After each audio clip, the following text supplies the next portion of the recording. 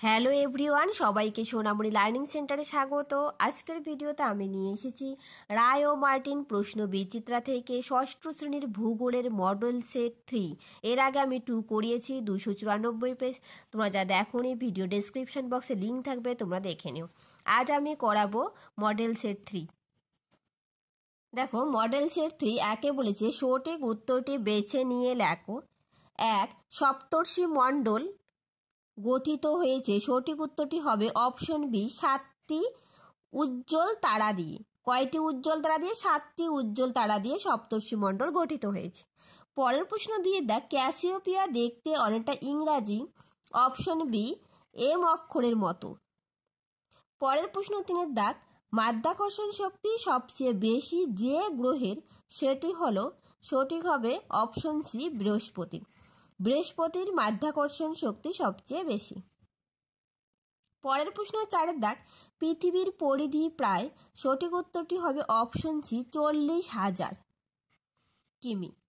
পরের প্রশ্ন 5 দেখ, আকাশ যেখানে পৃথিবীতে এসে মিলিত হয় সেই বৃত্তাকার রেখাকে বলে, সঠিক উত্তরটি হবে অপশন বি দিগন্ত রেখা। কি বলে তাকে? দিগন্ত রেখা বলে। পরের প্রশ্ন 6 দেখ, পৃথিবীর নিরক্ষীয় ব্যাস মেরু ব্যাস অপেক্ষা, সঠিক উত্তরটি হবে অপশন বি 42 কিমি বেশি। কত কিমি বেশি? 42 কিমি বেশি পৃথিবীর নিরক্ষীয় ব্যাস অপেক্ষা মেরু ব্যাস। পরের প্রশ্ন 2 দেখ, 2 শূন্যস্থান পূরণ করো। একে বলেছে সূর্যের সবচেয়ে কাছের নক্ষত্রের নাম, প্রক্সিমা সেন্টাউরি। পরের প্রশ্ন 2 দেখ, সৌরজগতের 8টি গ্রহের মধ্যে ড্যাশ গ্রহের অভিকর্ষ বল সবচেয়ে বেশি, উত্তর বৃহস্পতি। পরের প্রশ্ন 2 বি, নিচের প্রশ্নগুলির অতি সংক্ষিপ্ত উত্তর দাও যে কোনো দুটি। একে বলেছে আয়তনের বিচারে ভারত পৃথিবীতে কততম দেশ, উত্তর হবে 7ম বৃহত্তম দেশ ভারত পৃথিবীতে। পরের প্রশ্ন 2 দেখ, ভারতের একটি অন্তর্বাহিনী নদীর উদাহরণ দাও, উত্তর হবে লুনি নদী। লুনি নদী অন্তর্বাহিনী নদী। পরের প্রশ্ন 3 দেখ, ভারতের দক্ষিণে অবস্থিত প্রতিবেশী দেশটির নাম কি, উত্তর হবে শ্রীলঙ্কা। শ্রীলঙ্কা মালদ্বীপ ভারতের দক্ষিণে অবস্থিত, আমি শ্রীলঙ্কা লিখিয়েছি। পরের প্রশ্ন দেখো 3 দেখ, নিচের প্রশ্নগুলির সংক্ষিপ্ত উত্তর দাও যে কোনো দুটি। একে বলেছে বর্তমানে ভারতের রাজ্য ও কেন্দ্রশাসিত অঞ্চলের সংখ্যা কটি, বর্তমানে ভারতের রাজ্য হবে 28টি রাজ্য রয়েছে এবং কেন্দ্রশাসিত অঞ্চলের সংখ্যা 8টি। বোঝা গেল? কি বললাম? বর্তমানে ভারতের রাজ্য সংখ্যা রয়েছে 28টি আর কেন্দ্রশাসিত অঞ্চলের সংখ্যা 8টি। পরের প্রশ্ন 2 দেখ, ভারতের বৃহত্তম রাজ্য ও ক্ষুদ্রতম রাজ্যের নাম উল্লেখ করো, উত্তর ভারতের বৃহত্তম রাজ্য রাজস্থান। তোমরা লিখে নাও, ভারতের বৃহত্তম রাজ্য রাজস্থান এবং ক্ষুদ্রতম রাজ্যের নাম গোয়া। পরের প্রশ্ন 3 দেখ, ভারতের চারদিকে কি কি আছে। চলো এই উত্তরটা তোমাদের টেক্সট বই থেকে আমি দেখিয়ে দিচ্ছি। দেখো, ভারতের চারদিকে কি কি আছে। ভারতের রাজনৈতিক মানচিত্রটা দেখো, ভারতের উত্তর পশ্চিমে আছে পাকিস্তান ও আফগানিস্তান, উত্তরে আছে চীন, নেপাল ও ভুটান। ভারতের পূর্ব দিকে দেখা যাবে মায়ানমার, বাংলাদেশ ও বঙ্গোপসাগর। পশ্চিমে রয়েছে আরব সাগর, দক্ষিণে রয়েছে ভারত মহাসাগর ও শ্রীলঙ্কা। পরের প্রশ্ন 4 দেখ, ভারতের কর্কটক্রান্তি রেখার দক্ষিণ অংশে গড় উষ্ণতা সারা বছর সাধারণত বেশি হয় কেন? চলো এই উত্তরটা দেখে নেওয়া যাক।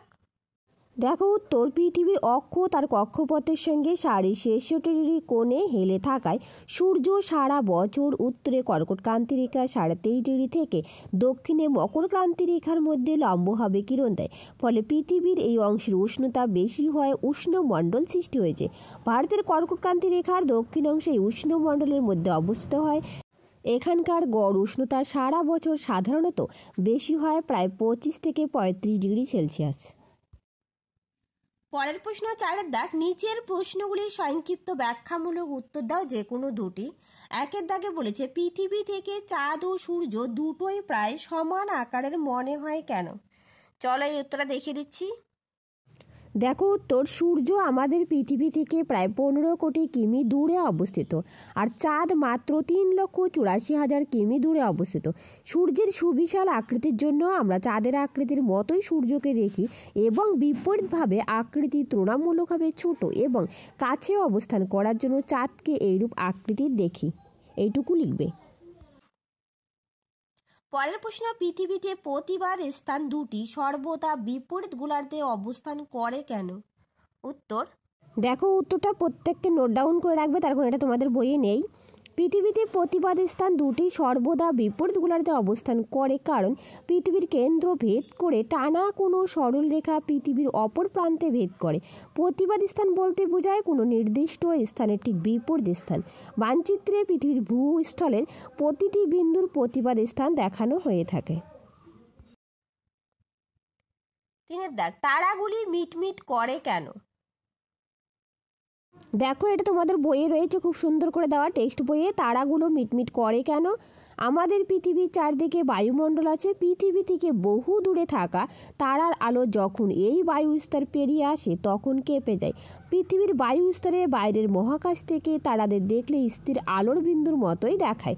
এইটুকু লিখে দিবে। 4 দাগ, অক্ষরেখা দ্রাঘিমা রেখার মধ্যে পার্থক্য লেখো। চলো এই পার্থক্যটা আমি দেখিয়ে দিচ্ছি। দেখো পার্থক্যটা খুব সুন্দর করে দেওয়া আছে, অক্ষরেখা দ্রাঘিমা রেখার পার্থক্য। এখান থেকে তোমরা প্রথম 4টা পার্থক্য মুখস্থ করে নেবে। দেখো 1 নম্বরে দেওয়া আছে অক্ষরেখাগুলি পূর্ণবৃত্তাকার, দ্রাঘিমা রেখাগুলি অর্ধবৃত্তাকার। 2, অক্ষরেখার অপর নাম সমাক্ষরেখা, দ্রাঘিমা রেখার অপর নাম দেশান্ত রেখা। 3, অক্ষরেখা পরস্পর সমান্তরাল, দ্রাঘিমা রেখা পরস্পর সমান্তরাল নয়। অক্ষরেখাগুলি পূর্ব পশ্চিমে বিস্তৃত আর দ্রাঘিমা রেখাগুলি উত্তর দক্ষিণে বিস্তৃত। তোমরা প্রত্যেকেই খাতায় নোট ডাউন করে রাখবে, প্রথম 4টা খুব সুন্দর করে মুখস্থ করবে। এর প্রশ্ন 5 দাগ, নিচের প্রশ্নগুলির উত্তর দাও যে কোনো দুটি। 1, ভূপ্রাকৃতিক বৈচিত্র্য অনুসারে ভারতকে সাধারণত কয় ভাগে ভাগ করা হয় ও কী কী? এই উত্তরটা তোমাদের টেক্সট বইয়ে খুব সুন্দর করে দেওয়া আছে, চলো দেখে নেই। দেখো তোমাদের টেক্সট বইয়ে রয়েছে, ভূপ্রাকৃতিক বৈচিত্র্য অনুসারে ভারতকে সাধারণত 5টি ভূপ্রাকৃতিক অঞ্চলে ভাগ করা হয়। 1, উত্তরের পার্বত্য অঞ্চল। 2, উত্তরে নদীগঠিত সমভূমি অঞ্চল। 3, উপদ্বীপীয় মালভূমি অঞ্চল। 4, পশ্চিমের মরু অঞ্চল। 5, উপকূল সমভূমি অঞ্চল ও দ্বীপপুঞ্জ। এখানে 1, 2 করে নেই, আমি 1, 2 করে বললাম, তোমরা এইভাবে 1, 2 করে লিখবে। 2, গঙ্গা নদীর গতিপথ বর্ণনা করো। এটাও আমি তোমাদের টেক্সট বই থেকেই দেখিয়ে দেবো। দেখো তোমাদের টেক্সট বইয়ে খুব সুন্দর করে দেওয়া আছে এক নজরে গঙ্গা। প্রথমে তোমরা লিখবে গঙ্গার দৈর্ঘ্য 2500 কিলোমিটার, ভারতের দীর্ঘতম নদী। তারপর গতিপথ লিখবে। দেখো 1 নম্বর দেওয়া আছে, গঙ্গোত্রী হিমবাহের গোমুখ তুষার গুহা থেকে উৎপন্ন, প্রথম অবস্থায় এর নাম ভাগীরথী। 2 নম্বর পয়েন্ট দেবে, উত্তরপ্রদেশের এলাহাবাদের কাছে প্রধান উপনদী যমুনার সাথে মিলিত হয়েছে। 3 নম্বর পয়েন্ট করবে, মুর্শিদাবাদের ধুলিয়ানের কাছে পদ্মা ও ভাগীরথী হুগলি নামে 2টি শাখায় ভাগ হয়ে গেছে। তারপর 4 নম্বর পয়েন্ট নেবে, প্রধান শাখাটি পদ্মা নামে বাংলাদেশে এবং অপর ভাগীরথী হুগলি নামে পশ্চিমবঙ্গের উপর দিয়ে প্রবাহিত হয়ে বঙ্গোপসাগরে পতিত হয়েছে, অর্থাৎ বঙ্গোপসাগর মোহনা। এইভাবে খুব সুন্দর করে লিখবে, যেরকম পয়েন্ট করে করে দেওয়া আছে এইভাবেই পয়েন্ট করে করে লিখবে, তাহলে নাম্বারটা খুব ভালো আসবে। এটার জন্য আলাদা করে পড়তে হবে না, তোমাদের টেক্সট বই যেরকম দেওয়া আছে তোমরা এরকম করে লিখবে, দেখবে নাম্বার খুব ভালো আসবে। দেখো টেক্সট বইয়ের কোনো বিকল্প নেই, সবসময় টেক্সট বইটাকে আগে রাখবে, তারপর নোটস। এরপর দেখো পরের প্রশ্ন। 3 দাগ, ভারতকে নদীমাতৃক দেশ বলা হয় কেন? উত্তর, দেখো এই উত্তরটা তোমাদের টেক্সট বইয়ে কি সুন্দর করে দেওয়া আছে। ছোট বড় অসংখ্য নদ নদী জালের মতো প্রবাহিত হয়েছে। এই নদীগুলো জনজীবন, কৃষিকাজে, শিল্পে, যাতায়াত ব্যবস্থায়, জলবিদ্যুৎ উৎপাদনে গুরুত্বপূর্ণ ভূমিকা পালন করে, তাই ভারত নদীমাতৃক দেশ। এইটুকু লিখবে। পরের প্রশ্ন 4 দাগ, ভারতের উত্তরের পার্বত্য অঞ্চল সম্পর্কে একটি বিবরণ দাও। চলো এই উত্তরটা আমি দেখিয়ে দিচ্ছি। দেখো এটিও টেক্সট বই থেকে আমি দেখিয়ে দিচ্ছি। উত্তরের পার্বত্য অঞ্চল 1 নম্বর করে দেওয়া আছে। ভারতের একেবারে উত্তরে রয়েছে উত্তরের পার্বত্য অঞ্চল। এই অঞ্চল দিয়ে ভারতের উত্তর পশ্চিমে জম্মু কাশ্মীর থেকে শুরু করে উত্তর পূর্বে অরুণাচল প্রদেশ পর্যন্ত ধনুকের আকারে অবস্থান করেছে। হিমালয় ও কারাকোরাম হলো এখানকার প্রধান পর্বতশ্রেণী। কারাকোরাম পর্বতের গডউইন ওয়েস্টিন ভারতের উচ্চতম পর্বতশৃঙ্গ, যা পৃথিবীর দ্বিতীয় উচ্চতম। উত্তরের পার্বত্য অঞ্চলে অনেক হিমবাহ দেখা যায়, যেমন সিয়াচেন ভারতের দীর্ঘতম হিমবাহ, জেমু। এই সকল হিমবাহ থেকে গঙ্গা, সিন্ধু, ব্রহ্মপুত্রের মতো নদী সৃষ্টি হয়েছে। এই পার্বত্য অঞ্চলে কতগুলো গিরিপথ রয়েছে, যেমন বানিহাল, জজিলা, নাথুলা। ভারতের উত্তরের পার্বত্য অঞ্চলে সবথেকে উল্লেখযোগ্য পর্বতশ্রেণী হলো হিমালয়। হিমালয় কথার অর্থ বরফের গৃহ, হিমযোগ আলয়।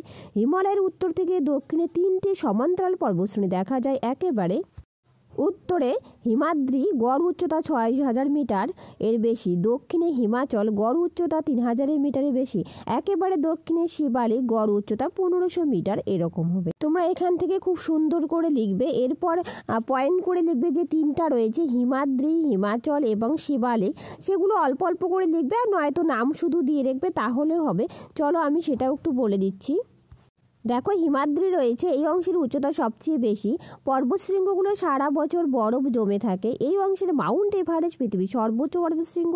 ভারত নেপাল সীমান্তে অবস্থিত কাঞ্চনজঙ্ঘা পৃথিবীর 3য় উচ্চতম শৃঙ্গ। মাকালু, ধবলগিরি ও অন্নপূর্ণা শৃঙ্গগুলি উল্লেখযোগ্য। এইটুকু লিখবে।